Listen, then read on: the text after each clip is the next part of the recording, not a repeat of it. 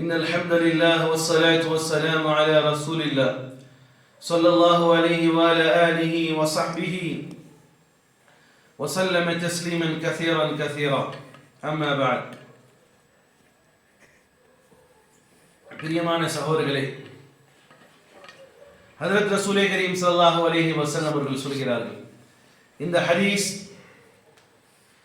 மிகவும் குறுகிய வட்டத்திலே பேசப்படக்கூடிய ஒரு ஹதீஸாக இருக்கிறது. ஆனால் இந்த ஹதீஸுடைய துவக்கமே நபி ஸல்லல்லாஹு அலைஹி வஸல்லம் அவர்கள் சொல்ற வார்த்தை மிகவும் அற்புதமானது. ஹாரிஸ் அல் அஷரி ரலியல்லாஹு தஆலா அறிவிக்கிறார்கள், முஸ்னத் அஹ்மதிலே பதிவு செய்யப்பட்ட ஹதீஸ், இன்னி ஆமருக்கும் பிஹம்ஸின் அல்லாஹு அமரனி பிஹின். அல்லாஹ்வுடைய தூதர் ஸல்லல்லாஹு அலைஹி வஸல்லம் சொல்கிறார்கள், என் சமூகமே, நான் உங்களுக்கு 5 விஷயங்களை கட்டளையிடுகிறேன். அல்லாஹு அமரனி பிஹின், நிச்சயமாக அல்லாஹ் எனக்கு இதனை கட்டளையிட்டு இருக்கிறார். நபிக்கு கட்டளை இருக்கிறதுக்கு அவசியம் இருக்குமா இல்லையா சார்? உதாரணத்துக்கு சொல்லணும்னா, கிளாஸ் டீச்சருக்கு ஒரு ஆர்டர் பண்ணுறதுக்கு அனுமதி ரைட்ஸ் இருக்குமா இருக்காது. ஆனால் அவங்க ஒரு சில அப்ரோச் பண்ணும்போது கிளாஸ் டீச்சர் தான் இடத்துல இருந்து சொல்லுவாங்களா இல்லை பிரின்சிபல் சொன்னாங்கன்னு சொல்லுவாங்க. என்ன சொல்லுவாங்க? பிரின்சிபல் ஏன் சொல்கிறாங்க? அப்போ அது அவ்வளோ ஒரு இம்பார்ட்டண்டான மெசேஜ். இப்போ பெருமானார் ஸல்லல்லாஹு அலைஹி சொல்கிறாங்க, இன்னி ஆமுருக்கும் பிஹம்ஸின், சமூகமே, உனக்காக வேண்டி 5 விஷயங்களை நான் கட்டளையிடுகிறேன். இது நான் மட்டும் இல்லப்பா, அல்லாஹு அமரனி பிஹின், அல்லாஹும் இதை செய்யும்படி கட்டளையிடுகிறார். பில் ஜமாஅத்தி வஸ்ஸம்இ வத்தாஅத்தி வல் ஹிஜ்ரதி வஜிஹாதி ஃபீ சபீலில்லாஹ். 5 காரியத்தினுடைய விரிவுரையை பேசணும், ரொம்ப நேரம் ஆகும். அதில் 1-2 மட்டும் எடுப்போம். முதலாவது, பெருமானார் ஸல்லல்லாஹு அலைஹி வஸல்லம் சொன்னார்கள், பில் ஜமா, சமூகமே ஒற்றுமையை கடைபிடி. சமூகமே ஒற்றுமையை கடைபிடி. இன்று இந்த சமூகத்தினுடைய மிகப்பெரிய சாபக்கேடு என்ன தெரியுமா? ஒற்றுமை இல்லாத. என்னது? ஒற்றுமை இல்லாத. என்னைக்கு மஸ்ஜிதுகளுடைய போர்டுகளை தான் கொண்ட கொள்கை சார்ந்த மஸ்ஜிதுகள் என்பதனை அகற்றுகிறார்களோ அப்பொழுதுதான் இந்த சமூகத்தில் ஒற்றுமை வரும். அப்போதான் ஒவ்வொரு மஸ்ஜிதில் என்ன எழுதுறாங்க, இது அஹ்லே சுன்னத் வல் ஜமாத்துடைய மஸ்ஜித், இது தௌஹீத் ஜமாத்தினுடைய கட்டமைக்கப்பட்ட மஸ்ஜித், இது அஹ்லே ஹதீஸ்களுடைய மஸ்ஜித். இன்னும் எத்தனை இயக்கங்கள் பெயர்கள் இருக்கோ இவர்கள் ஏன் எழுதுறாங்க? இது இன்னைக்கு நம்மகிட்டே நம்ம மஸ்ஜிதில் கேட்குறாங்க, குறிப்பாக ஜும்மாக்கள்ல இல்லை இடைப்பட்ட நாட்களில் கேட்பாங்க, இது என்ன கொள்கையில் உள்ள மஸ்ஜித்? இது அல்லாஹுடைய மஸ்ஜித் இல்லை, ஏதாவது ஒரு கொள்கையின் அடிப்படையில் இருக்க வேண்டாம், இஸ்லாமிய கொள்கைக்கு உட்பட்ட மஸ்ஜித், இல்லை எந்த ஜமாத்தை நீங்கள் ஃபாலோ செய்கிறீங்க? நபி ஸல்லல்லாஹு அலைஹி வஸல்லம் அவர்கள் காட்டி தந்த பாதையை பின்பற்றும். நல்ல மனுஷனாக இருந்தால் ரொம்ப பாராட்டிட்டு பரவாயில்ல, அவங்களுடைய பதில் எனக்கு ரொம்ப பிடிச்சி விஷ் பண்ணிட்டு தொழுதுட்டு சந்தோஷம் வருவாங்க. இதே கொஞ்சம் கிருத்திரம் பிடிச்ச ஆளு என்ன செய்யறது தெரியுமா? ஏதாவது ஒன்று இருக்குமே, அப்போ நீங்கள் எதுவுமே சாராத ஒரு தனி ஜமாத்தா? என்னடா, நான் முஸ்லீம் சொல்கிறேன், இந்த மஸ்ஜித் அல்லாஹுடைய இல்லம்னு சொல்கிறோம், நபி காட்டிய வழியிலே நடக்கக்கூடிய மஸ்ஜித்னு சொல்கிறோம், இது அல்லாஹுக்கு மட்டுமே, வஅன்னல் மஸாஜித லில்லாஹ், மஸ்ஜித்கள் எல்லாம் அல்லாஹுக்கு சொந்தமான சொல்லும் பொழுது இயக்கவாதிகளுக்கு அல்லது ஜமாத்வாதிகளுக்கு இது என்ன நடைமுறை? நபி தான் காட்டினாங்களா? மக்காவிலும் மதீனாவிலும் இதுதான் எழுதப்பட்டிருக்குதா? சொல்லுங்கத்தா. காபால உள்ள நுழைகிற இடத்துல என்ன எழுதிருக்கு? இது இவங்க வச்சிருக்காங்கல்ல, அஹ்லே ஹதீஸ் மஸ்ஜித்னு எழுதிருக்கா? காபத்துல்லா அல்லாஹுடைய வீடு, காபத்துல்லா அல்லாஹுடைய வீடு தான் எழுதப்பட்டிருக்கு. வஅன்னல் மஸாஜித லில்லாஹ், மஸ்ஜிதுகள் அல்லாஹுக்கு சொந்தமானதுங்கிறான். இன்னைக்கு இயக்கவாதிகள் இவனுக்கு சொந்தம் அவனுக்கு சொந்தம்னு போயிட்டு கொண்டு போய் எனக்கு தான் சொந்தம்னு சொல்லிட்டு கோர்ட்டில் சண்டை போட்டுட்டு கிடக்கிறாங்க. இது அகற்றப்பட வேண்டிய ஒரு கட்டாயம். யாரோ தொழுகட்டுமே, எப்படியே தொழுகட்டுமே, யாருக்கு வயிறு வலிக்குது?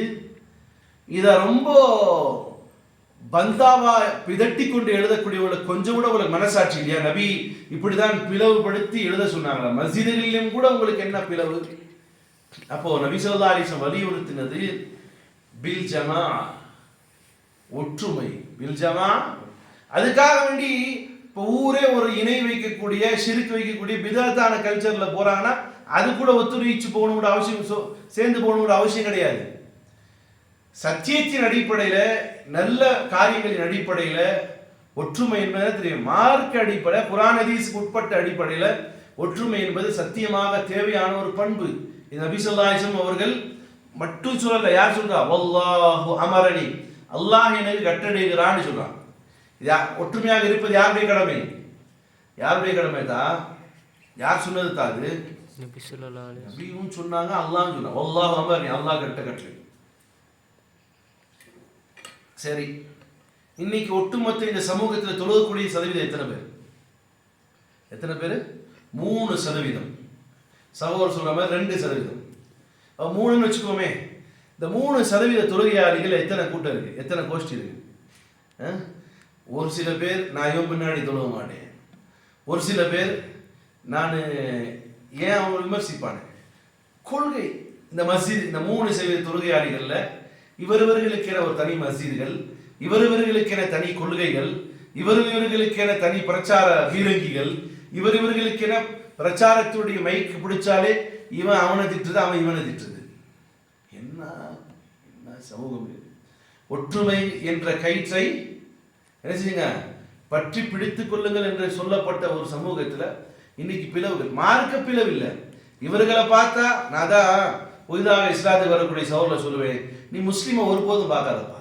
நீ ஒரு முஸ்லீமை பார்த்தேன்னா அதில் குடிகாரன் இருப்பான், மது அருந்துறவன் இருப்பான், விபச்சாரம் செய்கிறவன் இருப்பான், ஹராமான வருமானம் உடையவன் இருப்பான், வட்டி கொடுக்குறவன் இருப்பான். நீ இவனுங்கெல்லாம் பார்த்து என்ன செய்ய முடியாது? இஸ்லாத்தை விளங்க முடியாது. நீ இஸ்லாத்தை பார், இவர்களை நீ விலகி கொள்வாய். இஸ்லாத்தை பார்த்தா இவர்களை விலகி, இவங்க என்னது துரதிருஷ்டவாளிகள், இவங்க பாவிகள், இதை உணர்ந்துக்கலாம். இஸ்லாத்தை தான் பார்க்க முடியும். அப்போ ஒரு 3% இருக்கக்கூடிய தொழிலாளிகள்ல 1000 கொள்கைகளை வைத்துக்கொண்டு பிளவுபட்டு இவன் பின்னாடி நான் தொழுவ மாட்டேன், அவன் பின்னாடி நீ தொழுவ மாட்டேன். ஒன்றும் இல்லைங்க. ஒரு மஸ்ஜிதில் பார்க்குற இகாமத்தை ஒரு முறை சொல்லிவிட்டார். என்ன சொல்லிட்டாரு? இகாமத்தை அல்லாஹ் அக்பர் அல்லாஹ் அக்பர் அஷ்ஹது அல்லா இலாஹ இல்லல்லாஹ் அஷ்ஹது அன்ன, உடனே கூட்டிட்டாங்க. இதென்னா இது அடா, நாளைக்கு அல்லாஹ் நாடட்டும் சண்டை போட்ட ஆள்கிட்ட ஹரம்ல போய் தொழுக போறாரு, அங்கே ஒரு முறை தான் சொல்லப்படும், அங்கே தொழுக வந்துடுவாரா? சொல்லுங்க பார்க்கலாம். நான் கண்ணால் பார்த்ததுண்டு பிளவினுடைய உச்சகட்டம் எப்படி ஆயிடுச்சு தெரியுமா? சில பேர் ஹரமுக்கு போய் காபால போயும் கூட காபாவினுடைய இமாம்களுக்கு பின்னால் தொழுவதில்லை. கேள்விப்பட்டீங்களா? காபாவுக்கு போய் இந்த இமாம் வஹாபி இமாமமா, சில ரொம்ப அல்லாஹ் தான் அவங்களுக்கு நேர்வழிப்படுத்தணும், ரொம்ப கொள்கையில உறுதியான ஆகலாம். அந்த கொள்கையினுடைய உறுதி என்ன தெரியுமா? ஹரமுக்கு போய் தொழுக மாட்டாங்க, தனியா தொழுகக்கூடிய கூட்டம் உண்டு. நான் என் கண்ணால் பார்த்தது உண்டு. ஒரு பெண்மணி உட்கார்ந்து இருக்கிறாங்க, தொழுகம் நடந்துட்டு இருக்கு. இந்த அம்மா அங்கே தொழுகை தனியாக நடக்குது, இந்த அம்மா தனியாக தொழுதுட்டு இருக்கு. தொழுக முடிஞ்சது கூட கேட்டேன், என்னம்மா இங்கே ஜமாத்தா நடக்குது, நீ என்னம்மா? அதை தன்னை ஒண்ணுமே தெரியாத மாதிரி தன்னை பிதட்டி கொண்டு உட்கார்ந்துருச்சு. இதெல்லாம் இந்த சமூகத்தினுடைய சாபக்கேடு. இன்னைக்கு எத்தனை பிளவுகள், எத்தனை அன்றாடம் ரம்லான் வந்தாலே பிளவுகளுடைய ஆரம்பமாக இருக்கக்கூடிய கலாச்சாரங்கள்லாம் பார்க்கணும். சகோதரர்களே, இஸ்லாம் அப்படி எங்கேயுமே சொல்லுது. இஸ்லாமிய கருத்து முரண்பாடுகள் இன்னைக்கு இல்லை சார், சஹாபாவுடைய காலத்தில் இருந்தது ஒரு சில விஷயங்கள்ல கருத்து முரண்பாடுகள். ஆனால் இஸ்லாம் ஆரோக்கியமான விவாதங்களை என்ன செய்யுது? அங்கீகரிக்கிறது. இது இப்போ உதாரணத்துக்கு ஃபர்திலே எந்த காம்ப்ரமைஸும் கிடையாது, ஃபர்தில எந்த காம்ப்ரமைஸும் இல்லை, ஹராம்லேயும் எந்த காம்ப்ரமைஸும் இல்லை. இதுக்கு இடையில நடக்கக்கூடிய விஷயங்கள்ல சின்ன என்ன செய்யலாம், சின்ன பிளவுகள் இருக்கத்தான் செய்யும். ஆட்டுறது, ஆட்டாதது, கட்டுறது, கட்டாது. நபி இங்கேயும் கட்டியிருக்கிறான், இங்கேயும் கட்டியிருக்கிறான், இங்கேயும் கட்டியிருக்கிறான். இப்போ இது ஒரு பெரிய மேட்டரா? இவர் என்ன இங்கே கட்டுறாரு, இவர் என்ன விரலை நிப்பாட்டிட்டே இருக்காரு, இவர் என்ன விரலை கீழே போட்டுட்டு இருக்காரு, இவர் என்ன சப்தமா ஆமீன் சொல்கிறார்?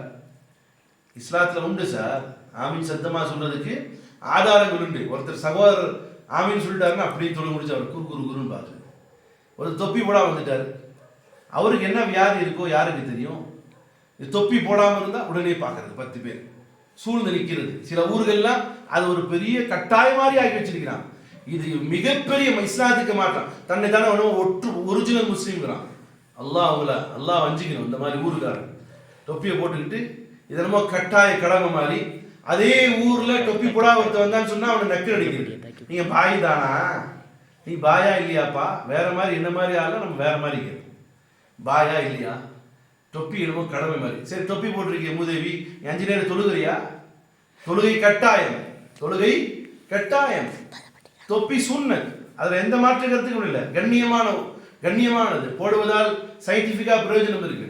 ஆனால் இதுதான் தேவை, இதுதான் அவசியம். இது யார் சொல்லி கொடுத்த கலாச்சாரம்? இப்போ இங்கே ஒற்றுமை என்பது சீரழிக்கப்படுகிறது, உடைக்கப்படுகிறது. சகோதரர்களே, எப்படி அடிக்கிட்டே போகலாம், வேண்டாம். நான் சுருக்கமாக சொல்ல போறேன். பெருமானார் ஸல்லல்லாஹு அலைஹி சொன்னார்கள், நான் உங்களுக்கு சமூகமே உங்களுக்கு உத்தரவிடுகிறேன். என்னதுன்னு சொன்னா, அல்லாஹ் உங்களுக்கு ஆர்டர் இடுகிறான் பில் ஜமா. நீங்கள் என்ன செய்யுங்கள், ஒரு சமூகமாக அல்லாஹ் ரப்பல் இஸ்ஸத் உங்களுக்கு மார்க்கத்தை முழுமையாக்கி தந்திருக்கிறான். நீங்கள் ஒரே சமூகமாக ஒரு சேர இருங்கள் என்பதாக அல்லாஹ் ரப்பல் இஸ்ஸத் கூறியதாக ரசூலுல்லாஹி ஸல்லல்லாஹு அலைஹி வஸல்லம் அவர்களும் சொல்றாங்க, அல்லாஹ் சொல்றாங்க. அதுதான் உமர் ரலியல்லாஹு தஆலா சொல்றாங்க, லா இஸ்லாம இல்லா ஜமா வலா ஜமா இல்லா இமாரா வலா இமாரத இல்லா பித்தா. விஷயங்களை சொல்றாங்க உமர் ரலியல்லாஹு தஆலா. இஸ்லாம் ஒற்றுமை இல்லாமல் இஸ்லாம் கிடையாது, ஒற்றுமை இல்லாமல் இஸ்லாம் கிடையாது. வலா ஜமா இல்லா பிஇமாரா, ஒரு கட்டுப்பாடு இல்லாமல், என்னது, ஒரு அடிப்படை அம்சம் இல்லாமல் என்னது கிடையாது, ஜமாத் ஒற்றுமை கிடையாது. வலா இமாரா, ஒரு கட்டுக்கோப்பு இல்லாமல் என்ன கிடையாது, வலா இமாரத் இல்லா பித்தா, நிச்சயமாக கட்டுப்படுதல் இல்லாமல் ஒருபோதும் ஒரு அமைப்பாக, ஒரு குடையாக, ஒரு வீடாக, ஒரு கட்டமைப்பாக இருக்க முடியாது என்பதாக ஹஜ்ரத் உமர் ரலியல்லாஹு அன்ஹு சொல்றாங்க. அப்ப அடிப்படை இஸ்லாம் என்றாலே என்னது, ஒற்றுமை தான். என்னவா இருக்கட்டும், அவர் எங்கேயோ கட்டுறாரு, போடல, அவுக்கல, இதெல்லாம் நமக்கு தேவை கிடையாது. என் சகோதரன் லா இலாஹ இல்லல்லாஹ் சொல்லியிருக்கிறானா, அவன் என்னுடைய சகோதரன், அவனுக்காக வேண்டி அல்லாஹ் நாடினால் உயிரும் கொடுப்பேன் என்ற ஒரு உறுதிமொழி. அவனை கண்டால் சலாம், அடிப்படை விஷயம். சலாம் சொல்றதையும் பார்ஷியாலிட்டி பார்க்கறாங்க. இஸ்லாம் சொல்றது அக்ஷு சலாம், நீங்கள் சலாத்தை பரப்புங்கள். அப்போ அடிப்படை ஒரு சகோதரன் முஸ்லீம் என்று தெரியுதான். ஒரு மாற்றாரே இருந்தாலும் பரவாயில்லை, என்ன இருக்கு, அவர் தாடி வச்சிருக்காரு, சலாம் சொல்றது தப்பு கிடையாது, தெரியாமல் சொல்வது தெரியும். அவருக்கும் சொல்றதுக்கு முறைகள், அஸ்ஸலாமு அலைக்கும் அலா மனி தபஅல் ஹுதா, நீங்கள் நேர்வழி பெற்றும் பொழுது உங்கள் மீது சாந்தி, நான் மாற்று சகோதரருக்கும் சொல்லலாம். அப்போ அடிப்படை இஸ்லாம் ஒற்றுமை இல்லாமல் இஸ்லாம் இல்லை. இஸ்லாத்தினுடைய அடிப்படை ஒற்றுமை என்பதாக அல்லாஹ்வுடைய தூதர் ஸல்லல்லாஹு அலைஹி வஸல்லம் அவர்கள் சொன்னதை உமர் ரலியல்லாஹு தஆலா அவர்கள் வலியுறுத்தினார். அடுத்ததாக பெருமானார் ஸல்லல்லாஹு அலைஹி வஸல்லம் சொன்னார்கள், வஸ்ஸமா, கேட்பது. இதை பற்றி இன்ஷா அல்லாஹ் நாளைக்கு பார்க்கலாம். கேட்கக்கூடிய தன்மை என்பது இந்த சமூகத்தில் போயிடுச்சு. உள்ள பள்ளிவாசலுக்கு வரும்போது என்ன கேட்டு வராது, என்னத்தை கேட்டு வராது, எத்தனை மணிக்கு தொழுகன்னு கேட்டு வராது. அல்லாஹ் மஃப்தலியா சொல்றாரு, உள்ள நுழையிறதுக்கு முன்னாடியே எத்தனை மணிக்கு தொழுக. கேட்பது என்பது இந்த சமூகத்தினுடைய ஒரு மிகப்பெரிய துரதிர்ஷ்டமாக மாறிவிட்டது. கேட்கக்கூடாதுங்கிறதுல உறுதியாக இருக்கக்கூடிய ஒரு சமூகம் ஆயிடுச்சு. இன்ஷா அல்லாஹ் அதை பற்றி நாளைக்கு பார்க்கலாம்.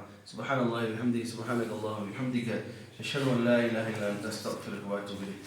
சுப்ஹான ரப்பிக ரப்பில் இஸ்ஸத்தி அம்மா யசிஃபூன், வ ஸலாமுன் அலல் முர்ஸலீன், வல்ஹம்துலில்லாஹ்.